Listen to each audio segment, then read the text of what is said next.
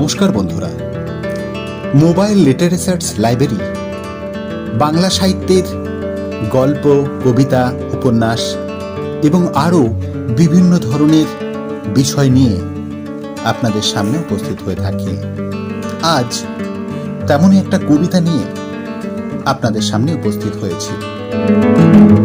কবিতা আমার রান্নাঘর। কবি মিঠু হালদার।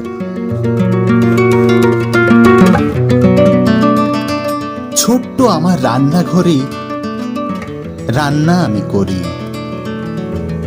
ডাল ভাত, মাছের ঝোল কিংবা ডিমের কারি। শাক সবজি বাজার থেকে আসে রকমারি।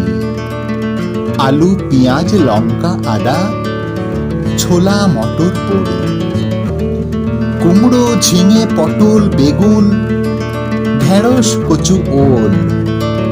কে যে আগে পড়বে কাটা, বাঁধে গন্ডগোল। কাটা বাটা রান্নাতে হিমশিম খাই। একা হাতে সব কাজ রোজ করে যাই। কপত কপতি দুটি নিত্য আসে তারা। আমি বলি, দাঁড়া না রে, বাইরেই দাঁড়া। ভয় ডর নেই কোনো, মাথাটি দেয় নাড়া। চুপি চুপি রান্নাঘরে ঢুকবেই তারা। গুটি গুটি পায়ে পায়ে হেঁটে হেঁটে চলে। বকম বকম সুরে কত কথা বলে। পায়ের তালে তালে ঘাড় খানি দোলে। চাল ডাল যাহা কিছু খায় তারা পেলে। যা দেব দুজনেই একসাথে খাবে। অন্য কেহ তার ভাগ নাহি পাবে। আর কোন পাখি যদি আসে ভোজনেতে, খাবার ফেলে করবে তারা অদ্ভুত হেঁটে। যত বলি সর না রে, দাঁড়া সরে সরে। ঘাড়টি করে কাত দেখবে মিট মিট করে। সারা দিন তারা মোর সঙ্গী হয়ে থাকে। কত রকম ভঙ্গি তাদের দেখি নয়নেতে। যত বলি যা যা, যা না রে ওরে। পাখা দুটি ঝাপটে একটু যায় সরে। আর এক মেয়ে আছে, সেই রান্নাঘরে বাসন যত ঘষে মেজে ঝকঝকে করে। আমারে সে দিদি বলে করে সম্বোধন।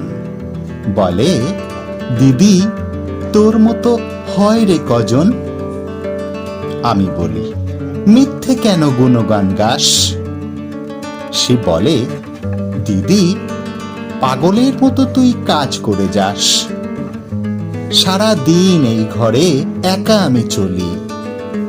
সময়ের সাথে কত কথা বলি। রান্না শেষে যত্ন করে সাজিয়ে রাখি ঘর।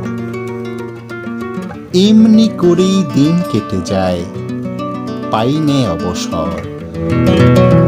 নমস্কার, সবাই খুব ভালো থাকবেন। আর এই ভিডিওটি যদি ভালো লেগে থাকে তাহলে অবশ্যই আপনাদের পরিচিত মানুষদের কাছে এই ভিডিওটা পৌঁছে দেওয়ার জন্য অবশ্যই লাইক এবং শেয়ার করতে হবে আপনাকে।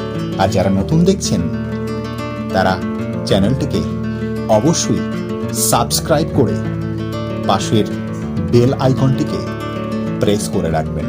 তাহলেই সবার আগে আমাদের ভিডিও পৌঁছে যাবে আপনার কাছে। আজ এই পর্যন্ত, দেখা হচ্ছে পরবর্তী ভিডিও।